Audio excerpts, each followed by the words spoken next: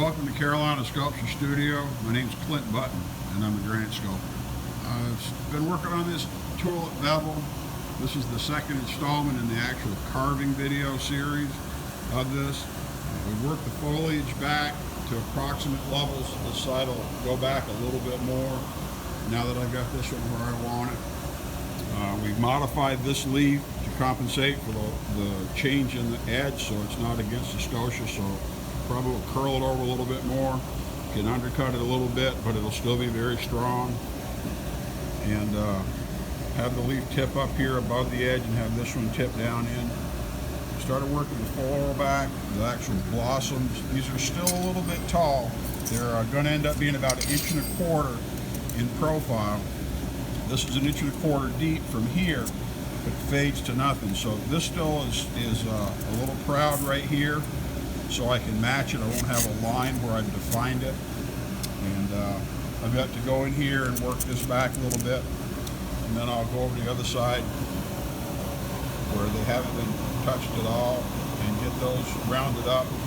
And then after everything's consistent, as I've said before, we're going to balance everything out, have the foliage be about the same, have the blossoms be approximately the same. Then we can carve them off at the same time, and you get a better result than if you carve one to completion and then you try to match it. Because if you do that, you're always going to have one that's better and one that's worse, and you never know which one that's going to be, because it's very hard to carve matching or equivalent items that you don't carve at the same time. Doing them at the same time just makes it more like you're carving one element, and it just works better, it's faster, better results. So sit back and relax. Once again, working on a piece of Georgia blue granite, just pneumatic tools. This is a Bevel fingertip style 3/4 inch machine that's manufactured by another very famous machine company. I'll let you guess who. They don't put their name on it, so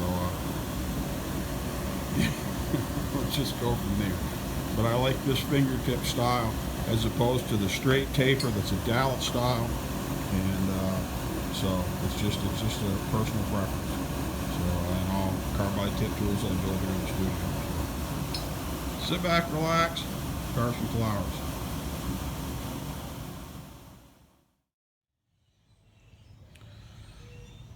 Okay, you can see I've got the floral, the blooms, blossoms roughed in pretty well. Got the light off now. It gives you a little better perspective, because with the light on, it really changes things, washes it out. Sometimes the camera compensates and sometimes not. That's one of the reasons it's really hard to do video of this work and show people what I'm doing, because in order to have adequate light to video, a lot of times or appropriate light, a lot of times it washes detail that you really need to be able to see when you're carving. And so you sort of have to play with whether I've got the light on or light off in general. This shows a little better overall value, but it's too dark to work. So got this roughed in, get it pretty close to where it needs to be. And so I'm going to go ahead over and knock this off, get this all put together as well, and then we'll be able to balance everything up to work on carving the final detail.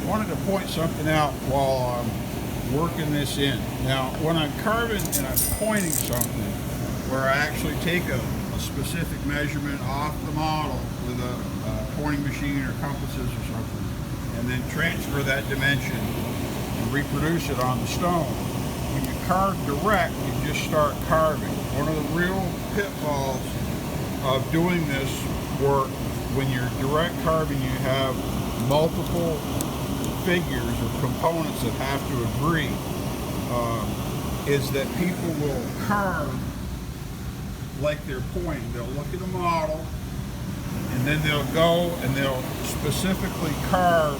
They'll try to draw it on. They may have a pattern, and they pounce through it and tick and draw it on or whatever. They may just sketch it on like I did with a pencil. But in order to have good agreement between these different figures and these different components, it's important to allow yourself room to develop them properly, to not give up volume. Because I've got this leaf drawn here, like on the clay, if I went ahead and cut the edges sharp right now and worked this blossom, went ahead and cut this deep and committed it, I can't shift anything. By producing it like this, if I need to shift this up a little bit, I can shift this a little bit here, this edge.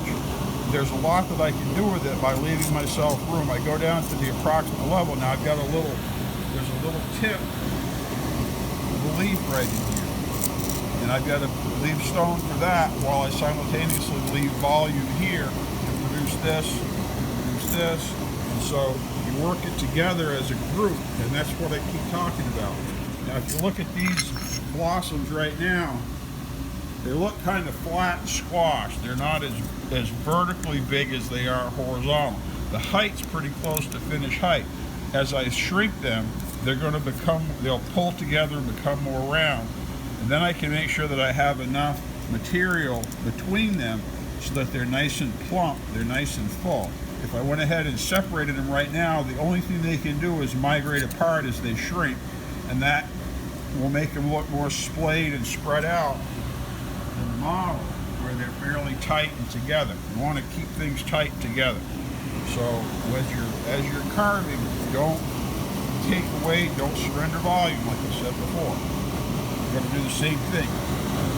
This blossom should end roughly at the bottom of this blossom, so it's pretty much oversized. I should have right through here. But if I start and hack that right off, I can't do anything. If I have to move this up a little bit or move this down a little bit, I simply can't. So I'm going to work these together. That's how I did the other side. That's how I do this side. And then when I get everything placed and dimensionally where I want it to be, then I can start contouring it to the final shape, separating elements, and then I'll have really nice agreement. Just watching, hopefully I get in a video so it's clear.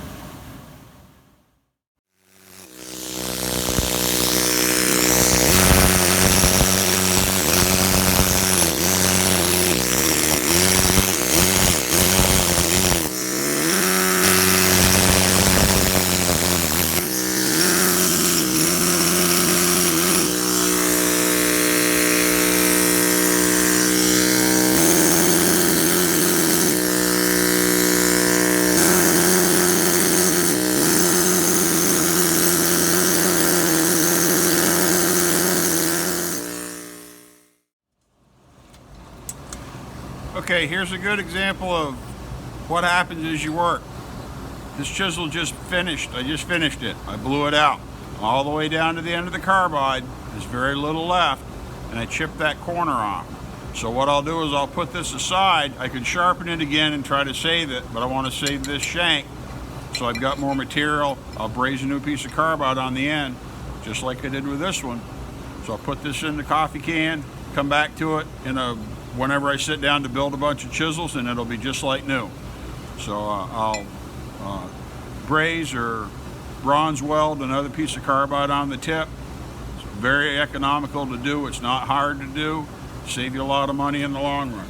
But when you get down to the bottom of your chisel, the bottom of your carbide, you have to be careful, because if I was on a special detail, like an eyelid or a lip or fingertips or a nose or something, and I push hard and my carbide collapses, that's a fail. Boy, you can't do that. You can't let that happen. So when you're carving important stuff, use your long tools.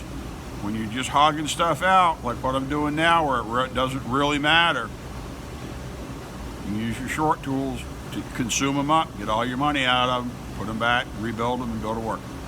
So back to carving.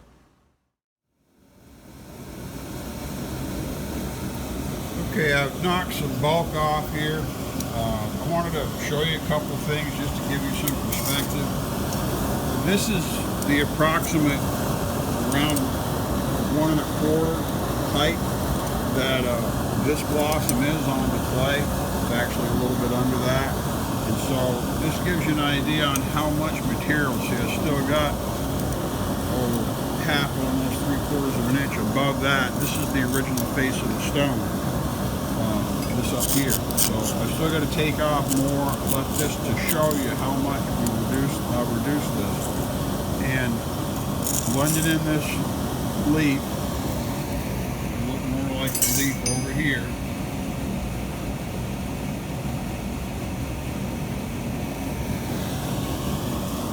And I'm working in this edge.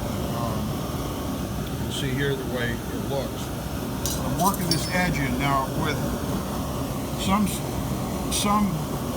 schools with if you're doing marble or limestone, you may have a gouge or a specific curve for each tool, for each performance, the function, whatever. In stone, we call it granite stone because everything else is what it is. Granite's the end of the ruler. We call it stone. For stone work, I want to blend this line right here so it goes smooth. Now, some people would start with maybe a big tool and work their way down to a smaller one, and then try to finish it up with one that matches that. With stone work, because of the angle of impact, normally we'll use this tool both as the original edge. We also rotate it to create a coat and to soften the amount of, to change the actual curve so it blends better. And it expedites the work. You don't have to have lots and lots of tools. You have to have some, but having a special curve tool for each process isn't really the way it's done. You have 3, 4, I might have it 1 or 2 smaller than this, just to reach into smaller areas that without interfering. So if you're buying tools, you're getting set up to do this work, and you see where somebody's got a whole bunch of tools and they've got every shape you could ever imagine, if you're going to do work like this, you're probably not going to use many of those tools and spend your money better buying duplicates of some of your basics. And if you need to fine-tune the curve a little bit on the grindstone, when you're using them, that's all you need to do. Got a lot of stone off here, and you can see it's really starting to come together. So I'll push these back here, keep going. That's how much stone there is to remove. So it's important to be able to see what you're going to have or what's possible versus just going ahead and saying, well, I got to take all this stone off, because you may end up taking stone off and you wish you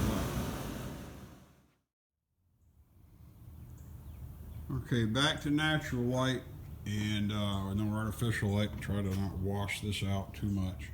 Give you an idea. Got these flowers roughed in. Now these are still really big. They're put together. Placement's pretty good. Foliage is a little tall. This has to sink right here down almost to the background, just like on the other side. But they're pretty well assembled. Yeah, let's flick the light on and see how it looks. The camera will adjust. Got good volume. They're going to separate and shrink. It may look, this is one of the, I don't know if it's a technique or something you just learned. This one, for example, looks very long and very flat. But if you look at the end, there's plenty of volume for what we have to cut. So as this shrinks, it keeps the same height and narrows, it's going to become more plump, more round. And so the same thing with this one. This one's going to be very nice and fat.